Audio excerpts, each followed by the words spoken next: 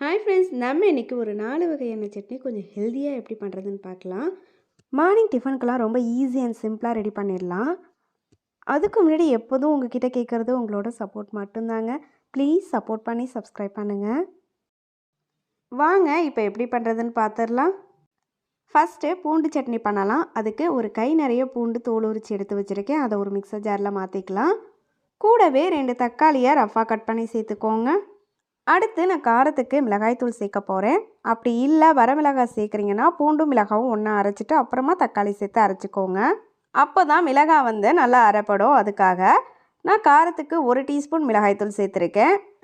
அடுத்து தேவையான அளவு உப்பு சேர்த்துக்கோங்க. நான் 1/2 டீஸ்பூன் சேர்த்துருக்கேன். தண்ணி சேர்க்காமல் இதை நல்லா ஃபைனாக அரைச்சிட்டு எடுத்துகிட்டு வந்துக்கலாம். தண்ணி தேவைப்படாது, தக்காளியில் உள்ளதே போதும். இப்போது நம்ம இதை தாளிச்சிடலாம். தாளிப்புக்கு கடாயில் எண்ணெய் சேர்த்துக்கலாம். எண்ணெய் கொஞ்சம் அதிகமாகவே சேர்த்துக்கோங்க. டேஸ்ட் நல்லா சூப்பராக இருக்கும். சூடானதும் இதில் 1 டீஸ்பூன் கடுகு உடைஞ்சதும் இதில் கருவேப்பிலை சேர்த்து நல்லா பொரிஞ்சு வந்ததுக்கப்புறமா நம்ம அரைச்சி வச்சுருக்க சட்னியை உள்ளே சேர்த்துக்கலாம். கொஞ்சமாக மிக்சர் ஜாரில் தண்ணி சேர்த்துக்கிறேன். ரொம்ப தண்ணி வேண்டாம். இதை நல்லா கொதிக்க வச்சுக்கோங்க. நம்ம பச்சையாக தான் அரைச்சி சேர்த்துருக்கோம். அப்போ தான் ராஸ்மாலாம் போய் நல்லா டேஸ்ட் சூப்பராக இருக்கும். இப்போ பாருங்கள், நல்லா எண்ணெய்லாம் பிரிஞ்சு சூப்பராக கொதிச்சுட்டு இருக்குது. இதை அப்படியே சூடாக இட்லி தோசை கூட வச்சு சாப்பிட்டா சூப்பர் டேஸ்ட்டில் இருக்கும். பூண்டுலாம் சாப்பிடாத குழந்தைங்களுக்கெல்லாம் இது போல் செய்து கொடுங்க, ரொம்ப லைக் பண்ணி சாப்பிடுவாங்க. அடுத்ததாக நம்ம பீர்க்கங்காய் தோல் யூஸ் பண்ணி சட்னி எப்படி பண்ணுறதுன்னு பார்க்கலாம். இது ரொம்ப சூப்பர் டேஸ்ட்டில் இருக்கும். இதில் துவையலும் கூட பண்ணலாம். துவையல் சாதத்து கூடலாம் சாப்பிட்றதுக்கு ரொம்ப சூப்பராக இருக்கும். அதுவும் நான் எப்படி பண்ணுறதுன்னு சொல்கிறேன். எப்போலாம் பீர்க்கங்காய் சமைக்கிறீங்களோ அப்போது அதோட தோலை தூக்கி போடாமல் சட்னி அப்படி இல்லைன்னா துவையல் அது போல் பண்ணிவிடுங்க, ரொம்ப சூப்பராக இருக்கும். நான் 2 பீர்க்கங்காயோட தோல் இது போல் எடுத்து வச்சுருக்கேன். கடாயில் கொஞ்சமாக எண்ணெய் சேர்த்துக்கோங்க சட்னி வதக்கிறதுக்கு. எண்ணெய் சூடானதும் இதில் 1 ஸ்பூன் உளுத்தம்பருப்பு சேர்த்துக்கலாம். கூடவே 1 ஸ்பூன் கடலைப்பருப்பு சேர்த்துக்கோங்க. இது ரெண்டுத்தையும் நல்லா வறுத்துக்கோங்க. உளுத்தம்பருப்பு நிறம் மாதிரி பொன்னிறமாக வரணும், அப்போ தான் நல்லா மணமாக இருக்கும். இது போல் நல்லா வறுபட்டதுக்கு அப்புறமா நம்ம இதில் மீதி பொருட்களெல்லாம் சேர்க்கலாம். ஒரு 10-20 சின்ன வெங்காயத்தை கட் பண்ணி சேர்த்துக்கோங்க. ஒரு 5லேருந்து 6 போல் வரமிளகாய் சேர்த்துக்கோங்க உங்கள் காரத்துக்கு ஏற்ப. வெங்காயம் லைட்டாக வதகட்டும். நம்ம பீர்க்கங்காய் தோல் சேர்த்துக்கலாம். பீர்க்கங்காய் தோல் சேர்த்து பண்ணுறோம் சட்னி ரொம்ப கசப்பாக இருக்கும் அப்படின்லாம் நினைக்க வேணாம், ரொம்ப சூப்பராக இருக்கும். வெங்காயம் லைட்டாக வதகி வந்ததும் இதில் நம்ம பீர்க்கங்காய் தோலை சேர்த்துக்கலாம்.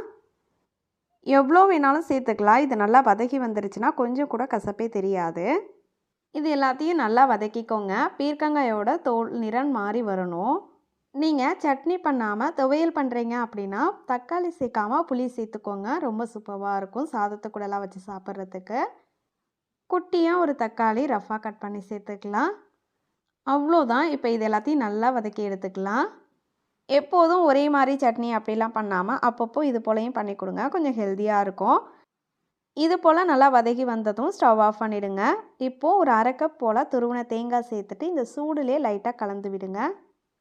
சட்னிக்கு தேவையான அளவு உப்பு சேர்த்துட்டு இது சூடு ஆறுனதும் நம்ம அரைச்சிக்கலாம். சூடு ஆறுனதும் மிக்சர் ஜாருக்கு எல்லாத்தையும் மாற்றிட்டு கொஞ்சம் தண்ணி சேர்த்து இதை நம்ம அரைச்சி எடுத்துகிட்டு வந்துடலாம். துவையலுக்கு கொஞ்சம் திக்காக அரைச்சிக்கோங்க. நம்ம சட்னி பண்ணுறதுனால கொஞ்சமாக தண்ணி சேர்த்துக்கிறேன்.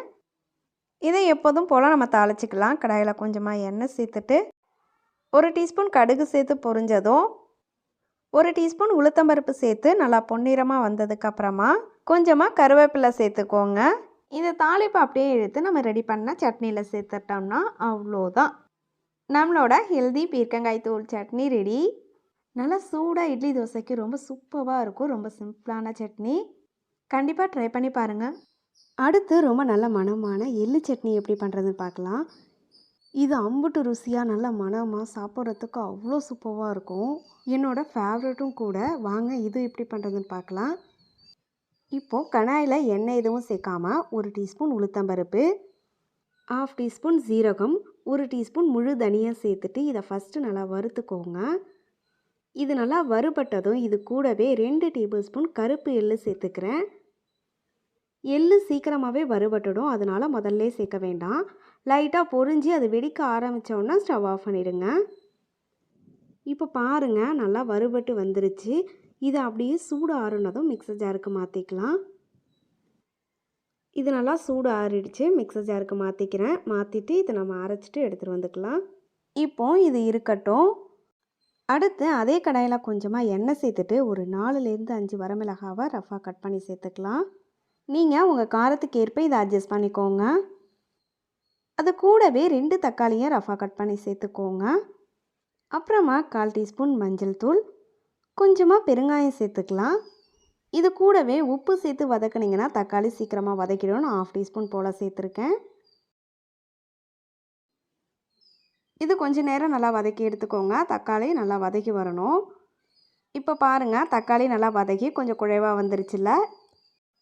ஸ்டவ் ஆஃப் பண்ணிவிட்டு இது சூடு ஆறுனதுக்கப்புறமா நம்ம ஆல்ரெடி அரைச்சி வச்சுருந்தோம்ல எள்ளு பொடி, அது கூடவே இதையும் சேர்த்துட்டு நம்ம அரைச்சிட்டு எடுத்துகிட்டு வந்துடலாம். தேவைப்பட்டால் கொஞ்சமாக தண்ணி சேர்த்துக்கோங்க. இதை நம்ம ஃபைனாக அரைச்சிட்டு எடுத்துகிட்டு வந்துக்கலாம். எப்போதும் போல் கடுகு கருவேப்பிலை சேர்த்து தாளிச்சிட்டு இதை சட்னி கூட சேர்த்துட்டோன்னா அவ்வளோதான், நம்மளோட மணமான எள்ளு சட்னியும் ரெடி ஆகிடும். நீங்களும் கண்டிப்பாக வீட்டில் ட்ரை பண்ணி பாருங்கள். அடுத்து நம்ம முள்ளங்கி சட்னி எப்படி பண்ணுறதுன்னு பார்க்கலாம். அதுக்கு ஃபஸ்ட்டில் கடாயில் கொஞ்சமாக எண்ணெய் சேர்த்துக்கோங்க. சூடானதும் இதெல்லாம் 1 ஸ்பூன் உளுத்தம்பருப்பு, 1 ஸ்பூன் கடலைப்பருப்பு சேர்த்துட்டு இது ரெண்டுத்தையும் நல்லா வறுத்துக்கலாம். இது போல் நல்லா பொன்னிறமாக வறுபட்டதும் இதை தனியாக எடுத்து வச்சுக்கோங்க. இப்போது அதே கடாயில் கொஞ்சமாக சின்ன வெங்காயம் கட் பண்ணி சேர்த்துக்கிறேன். கூடவே ஒரு 5 பல் போல் பூண்டு சேர்த்துக்கலாம். அப்புறமா காரத்துக்கு மிளகாய் சேர்த்துக்கோங்க, 4லேருந்து 5 போல். இப்போது இது எல்லாத்தையும் நல்லா வதக்கிக்கலாம். வெங்காயம் ஓரளவுக்கு நல்லா வதக்கி வரட்டும். வெங்காயம் இந்த அளவுக்கு வதக்கி வந்ததும் நான் ஒரு பாதி போல் முள்ளங்கியை ரொம்ப குட்டியாக கட் பண்ணி எடுத்துருக்கேன். அதை உள்ளே சேர்த்துக்கலாம். கூடவே ஒரு சின்ன சைஸ் புளி சேர்த்துக்கிறேன். இப்போது இது எல்லாத்தையும் நல்லா வதக்கிக்கலாம். கூடவே உப்பு சேர்த்துக்கலாம். அப்போது நமக்கு சீக்கிரமாக வதக்கி வரும். இப்போ பாருங்கள், எல்லாம் நிறம் மாறி சூப்பராக வதக்கி வந்துருச்சு. இந்த ஸ்டேஜில் ஸ்டவ் ஆஃப் பண்ணிடுங்க. 1/2 கப் துருவின தேங்காவை சேர்த்துட்டு இந்த சூடுலே லைட்டாக கலந்துட்டு வச்சுருங்க. நல்லா சூடு ஆறட்டும். இதெல்லாம் நல்லா சூடு ஆறுனதும் மிக்ஸர் ஜாருக்கு மாற்றிக்கலாம். கூடவே நம்ம ஃபஸ்ட்டே வறுத்து வச்சுருந்தோம்ல பருப்பெல்லாம், அதுவும் உள்ளே சேர்த்துக்கோங்க. கொஞ்சமாக தண்ணி சேர்த்துட்டு நல்லா ஃபைனாக அரைச்சிட்டு எடுத்துகிட்டு வந்துக்கோங்க. இதை அப்படியே ஒரு பவுலுக்கு மாற்றிட்டு எப்போதும் போல் கடுகு கருவேப்பிலை சேர்த்து தாளிச்சிட்டோன்னா அவ்வளோதான், நம்மளோட முள்ளங்கி சட்னியும் ரெடி. நீங்களும் இந்த சட்னிஸ் எல்லாம் வீட்டில் கண்டிப்பாக ட்ரை பண்ணி பார்த்துட்டு மறக்காமல் கமெண்ட் பண்ணுங்கள். ஒன்ஸ் அகைன் ப்ளீஸ் சப்ஸ்கிரைப் பண்ணி சப்போர்ட் பண்ணுங்கள். உங்களோட பெரிய சப்போர்ட் எனக்கு கொடுத்து சப்ஸ்கிரைப் பண்ண உங்கள் எல்லாருக்கும் ரொம்பவே தேங்க்ஸ். தேங்க்யூ ஃபார் வாட்சிங். Have a nice day.